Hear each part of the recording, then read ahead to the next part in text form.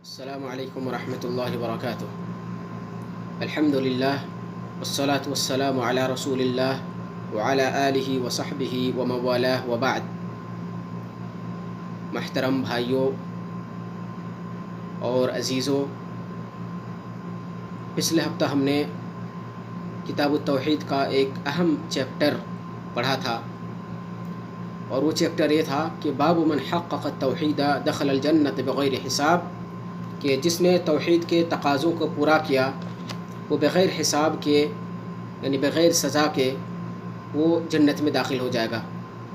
اس باب کے تحت مؤلف رحمۃ اللہ علیہ نے 2 آیتیں ذکر کی تھیں اور ایک حدیث۔ ہم نے دونوں آیتوں کی تفسیر اور ان دونوں آیتوں کی باب سے مناسبت کیا ہے وہ جانا تھا۔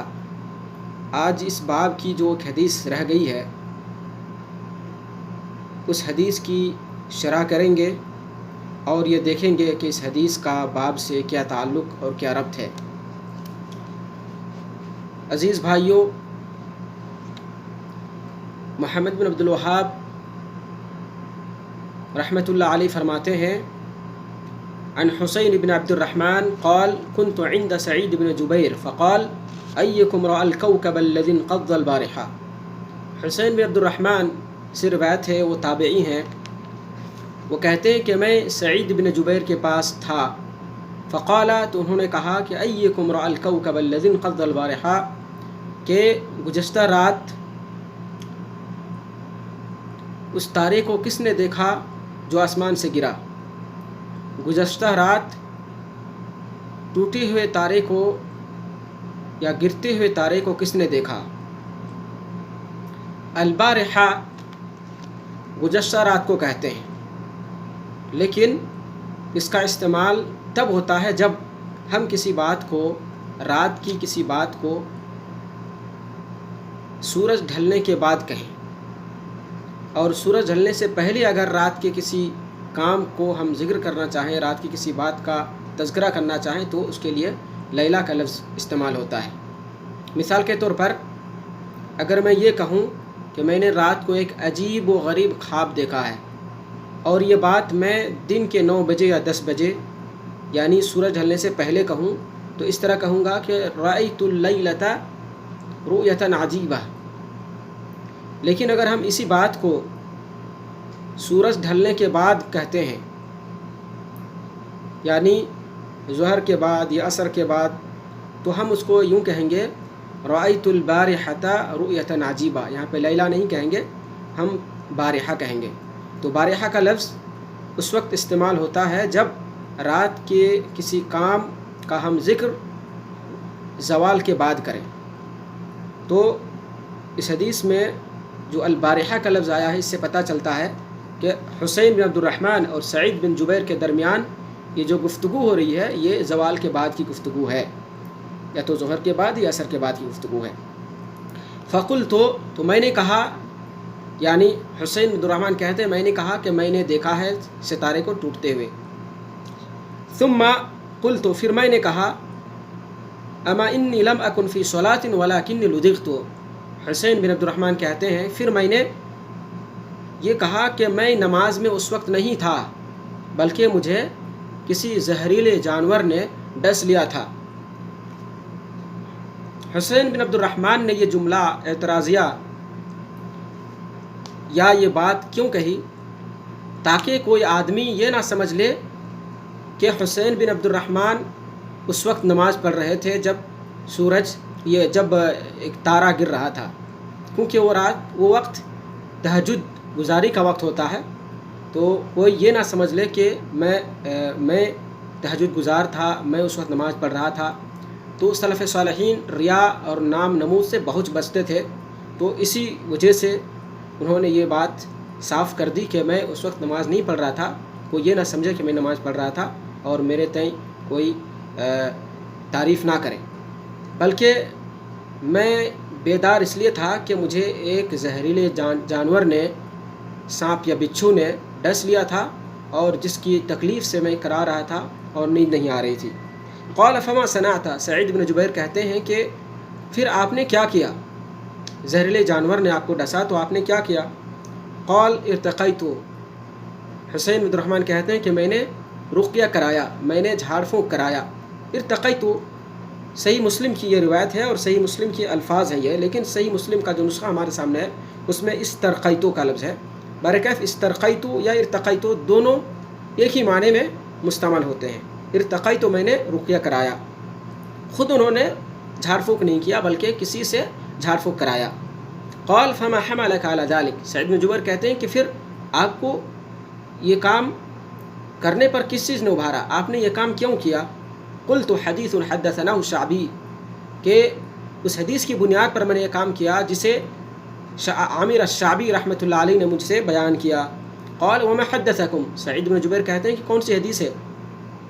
قلت میں نے کہا حدثنا عن برید بن حصیب انه قال لا رقیۃ الا من عین او حمۃ، میں نے کہا کہ امام شعبی نے حضرت بریدہ بن حصیب رضی اللہ تعالیٰ عنہ سے روایت کیا، انہوں نے کہا کہ لا رقیۃ الا من عین او حمۃ، رقیہ یا جھاڑ پھونک نہیں ہے مگر نظر بد سے اور زہر سے، یعنی نظر بد اتارنے کے لیے یا زہر اتارنے کے لیے یا نظر بد دور کرنے کے لیے، ان دونوں چیزوں کے علاج کے لیے جھاڑ پھونک ہے۔ اس حدیث کا معنی یہ ہے عین نظر بد، حمۃ زہر، جب کوئی زہریلا جانور کسی کو ڈس لے تو اس ڈسنے کو یا اس زہر کو حما کہتے ہیں، تو نظر بد یا زہر اتارنے کے لیے رقیہ ہے۔ لا رقیۃ الا من عین او حمۃ، اس حدیث کا مفہوم یہ ہے کہ رقیہ یا جھاڑ پھونک مفید ہے ان دونوں چیز کے لیے، نظر بد کے لیے اور زہر اتارنے کے لیے۔ اس کا مفہوم یہ نہیں ہے کہ جھاڑ پھونک ان دونوں چیزوں کے علاوہ کسی اور چیز کے لیے درست نہیں ہے، بلکہ کسی بھی بیماری کے لیے جھاڑ پھونک درست ہے، جیسا کہ اللہ کے رسول صلی اللہ علیہ وسلم نے فرمایا اعرضوا علی رقاکم فإنها لا بأس بها ما لم تكن شرکا او ما لم يكن فيها شرک، کہ تم لوگ اپنے جھاڑ پھونک میرے اوپر پیش کرو، جھاڑ پھونک میں کوئی حرج نہیں ہے اگر اس میں شرک نہ ہو۔ قال قد احسن من انتہا الی ما سمع، کہ اس نے بہتر کیا جس نے جتنا سنا اس پر عمل کیا، یعنی سعید بن جبیر حسین بن عبدالرحمن سے کہتے ہیں کہ آپ نے اس حدیث کی بنیاد پر جو عمل کیا ہے آپ نے بہتر کیا ہے اپنے علم کے مطابق، اور اس دلیل کی بنیاد پر آپ نے یہ کام کیا ہے بہتر کیا، آپ نے کوئی غلط کام نہیں کیا ہے۔ لیکن حدثنا ابن عباس عن النبی صلی اللہ علیہ وسلم انه قال، ابن عباس رضی اللہ تعالی عنہما نے رسول اللہ صلی اللہ علیہ وسلم سے ہمیں ایک حدیث بیان فرمائی ہے، انه قال عرضت علی الامم، آپ صلی اللہ علیہ وسلم نے فرمایا کہ مجھ پر امتیں اور قومیں پیش کی گئیں۔ یہ اسراء میں یہ واقعہ پیش آیا یا خواب میں پیش آیا، اللہ عالم، اس کی صراحت کسی روایت میں نہیں مل پائی۔ عرضت علی الامم، مجھ پر امتیں پیش کی گئیں، فرأیت النبی ومعه الرہطہ، میں نے ایسے نبی کو دیکھا جن کے ساتھ ایک جماعت تھی۔ راحت، صحیح مسلم کا جو نسخہ ہمارے سامنے ہے اس میں الروحیت کا لفظ ہے، روحیت تصغیر کے ساتھ۔ راحت 3 سے لے کر 10 تک کی جماعت کو کہتے ہیں، 3 آدمی سے لے کر 9 آدمی پر مشتمل جو جماعت ہو، 5 ہو 7 ہو، تو ایسی جماعت کو عربی زبان میں راحت کہا جاتا ہے۔ تو میں نے ایسے نبی کو بھی دیکھا جس کے ساتھ ایک مختصر جماعت تھی، والنبی ومعه الرجل والرجلان، ایسے نبی کو بھی دیکھا جن کے ساتھ ایک آدمی تھے یا جن کے ساتھ 2 آدمی تھے، والنبی وليس معه احد، ایسے نبی کو بھی میں نے دیکھا جن کے ساتھ کوئی آدمی نہیں تھے، کوئی متبع ان کے نہیں تھے۔ اللہ اکبر، ایسے نبی بھی آئے جنہوں نے اپنی پوری زندگی دعوت تبلیغ کا کام کیا لیکن کسی نے ان کی دعوت قبول نہیں کی۔ یہاں سے ہمیں یہ سبق ملتا ہے کہ اگر ہم یا آپ حق پر ہیں، حق کی دعوت دے رہے ہیں تو آپ وہ دعوت دیتے رہیں، گرچہ آپ کی دعوت کوئی قبول نہ کرے، آپ کی دعوت سے کوئی ہدایت نہ پائے۔ آپ کا کام اور ہمارا کام حکمت و دانائی کے ساتھ، علم کے ساتھ، طریقہ نبوی کے مطابق دعوت عام کرنا ہے، دعوت پیش کرنا ہے، لوگوں تک پہنچا دینا ہے۔ یہ ہماری ذمہ داری ہے، اہل علم کی ذمہ داری ہے۔ باقی ہدایت اللہ کے ہاتھ میں ہے، اللہ جسے چاہتا ہے ہدایت دیتا ہے اور جسے چاہتا ہے گمراہ کرتا ہے، ہدایت نہیں دیتا ہے۔ تو اگر آپ کے متبعین یا آپ کی بات ماننے والے لوگ کم ہیں تو آپ کو پریشان نہیں ہونا چاہیے، بلکہ انبیاء کرام کی زندگی میں ہمارے لیے اس راہ میں بھی، اس باب میں بھی، اس میدان میں بھی بہترین اسوہ اور بہترین نمونہ اور بہترین درس موجود ہے۔ ایسے نبی کو بھی آپ صلی اللہ علیہ وسلم نے دیکھا جن کے کوئی متبع تھا ہی نہیں۔ آگے فرماتے ہیں رسول اللہ صلی اللہ علیہ وسلم اذ رفع لی سواد عظیم فظننت انہ امتی، پھر اچانک مجھے ایک بڑی جماعت نظر آئی۔ سواد کہتے ہیں ایک جماعت کو جو جماعت دور سے نظر آئے لیکن پہچان میں نہ آئے، تو ایک بڑی جماعت نظر آئی تو میں نے سمجھا کہ یہ شاید میری امت ہے۔ فقیل لی ھذا موسیٰ وقومہ، تو مجھ سے کہا گیا کہ حضرت موسیٰ علیہ السلام ہے اور ان کی قوم اور ان کے متبعین ہیں۔ تو اس سے سمجھ میں آیا کہ حضرت موسیٰ کے متبعین بہت زیادہ ہیں۔ فنظرت فإذا سواد عظیم فقیل لی ھذہ امتک، پھر اچانک ایک بڑی جماعت نظر آئی، ایک روایت میں ہے سد الافق، اتنی بڑی جماعت نظر آئی کہ مانو کہ پورے آسمان تک وہ جماعت یا افق تک وہ جماعت پھیلی ہوئی ہے۔ فقیل علی، مجھ سے کہا گیا ھذہ امتک، یہ آپ کی امت ہے۔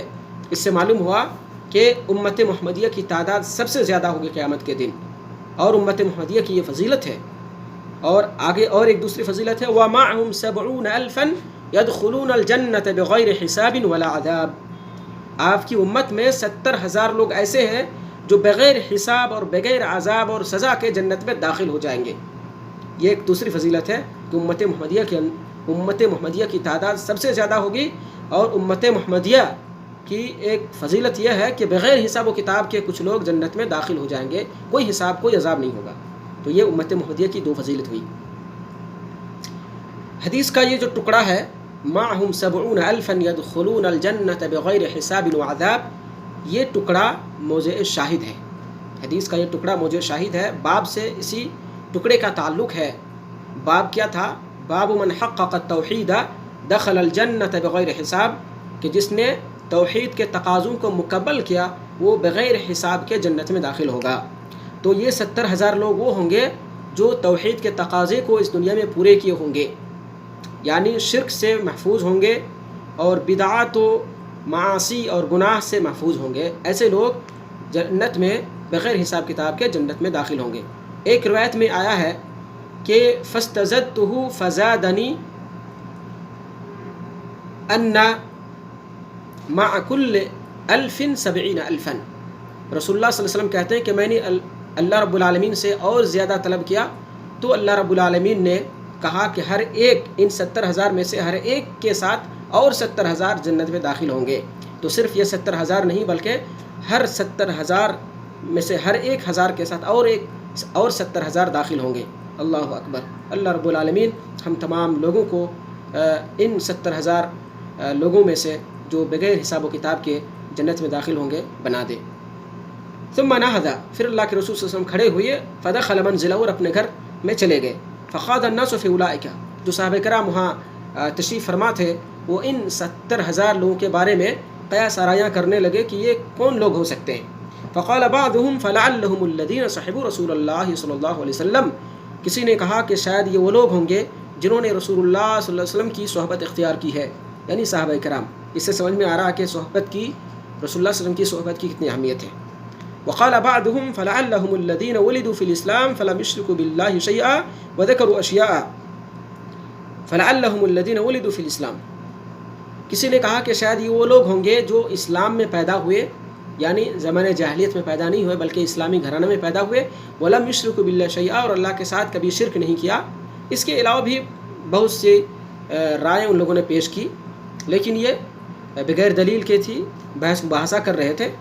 فخرج رسول اللہ صلی اللہ علیہ وسلم فاخبروا، اتنے میں اللہ کے رسول صلی اللہ علیہ وسلم گھر سے باہر نکلتے ہیں تو صحابہ کرام ان باتوں کا تذکرہ کرتے ہیں کہ ہم لوگ تو ان 70,000 لوگوں کی تعین کرنا چاہتے ہیں، کون لوگ ہیں؟ ہم لوگوں نے کسی نے کچھ کہا، کسی نے کچھ کہا، تو آپ صلی اللہ علیہ وسلم نے بطریق وحی یہ جواب دیا، ہم الذین لا یسترقون ولا یکتؤون ولا یتطیرون وعلی ربہم یتوکلون، کہ 70,000 لوگ جو بغیر حساب کتاب کے جنت میں جائیں گے، ان کی یہ من جملہ اوصاف میں سے یہ اوصاف ہے، ہم الذین لا یسترقون، جو کسی سے رقیہ نہیں کراتے ہیں، کسی سے جھاڑ پھونک نہیں کراتے ہیں۔ بیمار اگر ہو جاتا ہے تو خود جھاڑ پھونک کر لیتے ہیں، یا اگر کوئی آ کر بجاتے خود جھاڑ پھونک کرتا ہے تو کوئی دقت نہیں، لیکن کسی سے یہ طلب نہیں کرتے، کسی سے طلب نہیں کرتے کہ وہ آ کر انہیں جھاڑ پھونک کریں، چونکہ کسی سے جھاڑ پھونک کرانا کمال توکل کے خلاف ہے، اور اسے اہل علم نے مکروہ جانا ہے۔ ہم الذین لا یسترقون، کسی سے جھاڑ پھونک نہیں کراتے ہیں۔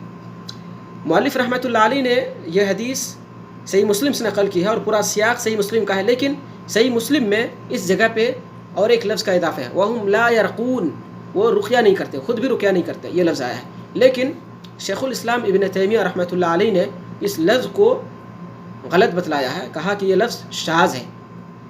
اس حدیث کی سند میں ایک راوی ہے سعید بن منصور، معروف راوی ہے، اور امام مسلم کے استاد بھی ہیں، ان سے وہم ہو گیا ہے، وَهُمْ لَا يَرْقُونَ صحیح نہیں ہے، اسی وجہ سے مؤلف رحمۃ اللہ علیہ نے اس لفظ کو ہٹا ہی دیا ہے۔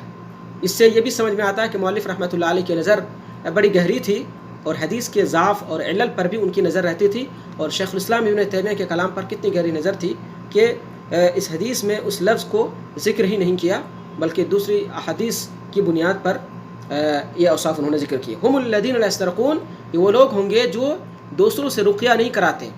دوسروں سے رقیہ کرانا، دوسروں سے جھاڑ پھونک کرانا جائز ہے، لیکن مکروہ ہے۔ اہل علم رخصت ہے اس میں، کرا سکتے ہیں، لیکن توکل کے خلاف ہے۔ جو اللہ پر پورا توکل کرتا ہے ان کے لیے مناسب نہیں ہے کہ دوسروں سے جھاڑ پھونک کرائے، آدمی خود کرے، یا اگر کوئی خود سے کر دے تو کوئی دقت نہیں ہے۔ ولا یکتؤون، اور نہ ہی دگواتے ہیں۔ پہلے زمانے میں، آج تو علاج اور معالجہ متوفر ہے تو کوئی دقت نہیں ہے، پہلے زمانے میں اگر جسم کا کوئی حصہ کٹ جاتا تھا اور خون بہتا تھا تو لوہا گرم کر کے اس کٹے ہوئے حصے میں رکھا جاتا تھا تاکہ خون بند ہو جائے۔ تو اللہ کے رسول صلی اللہ علیہ وسلم نے یہ لوہا گرم کر کے دگوانے کی اجازت بھی دی ہے۔ ایک حدیث میں آیا ہے الشفاء فی ثلاث، کہ 3 چیزوں میں شفا ہے، شربت عسل، شراب پینے میں، شرطۃ محجم، حجامت میں، پسنے لگوانے میں، وکیۃ نار، اور آگ سے دگوانے میں، وانہا عن الکی، اور میں اس کئی سے یعنی دگوانے سے منع کرتا ہوں، چونکہ آگ سے سزا دینا یا آگ سے جلانا اللہ رب العالمین کو زیب دیتا ہے، انسان کے لیے مناسب نہیں ہے، لیکن رخصت ہے، دگوانا رخصت ہے، اجازت ہے، لیکن مکروہ ہے۔ ولا یکتؤون، تو یہ اپنے کمال توکل کی بنیاد پر دگواتے بھی نہیں ہیں۔ ولا یتطیرون، اور نہ ہی بدشگونی لیتے ہیں۔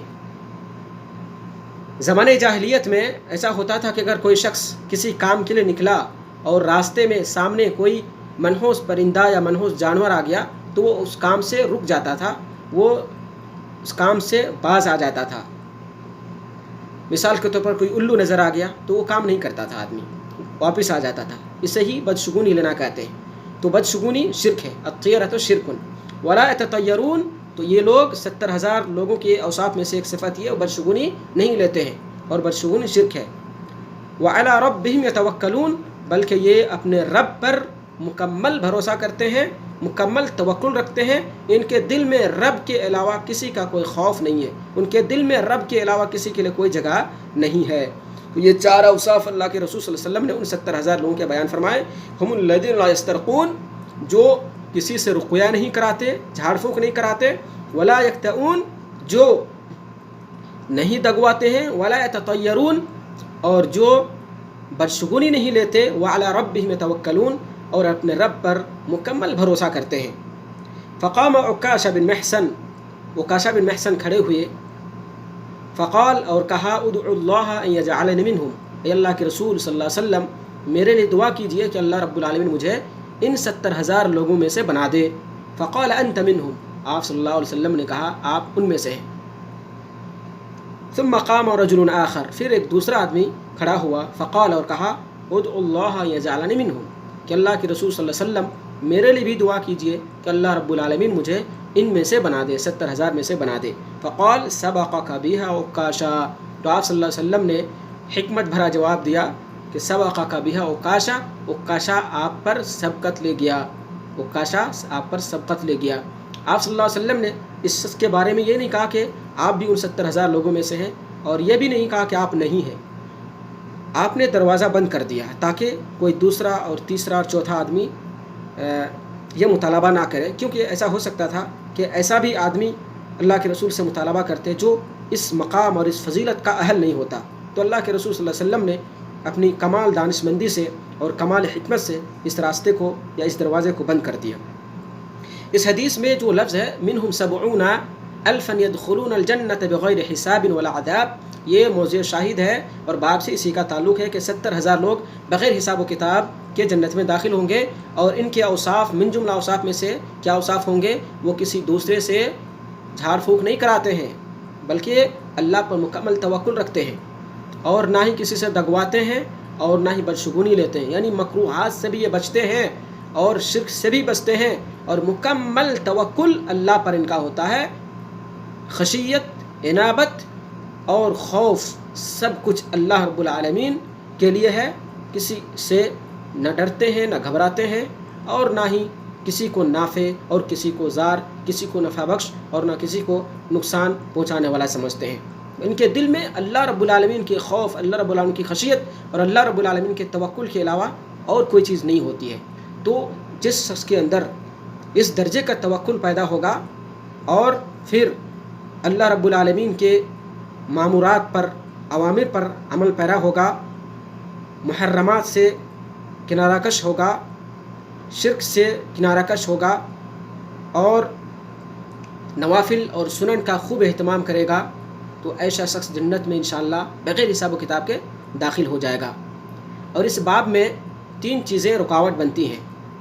کہا اہل علم نے کہا ہے وہ شرک، بدعت اور گناہ.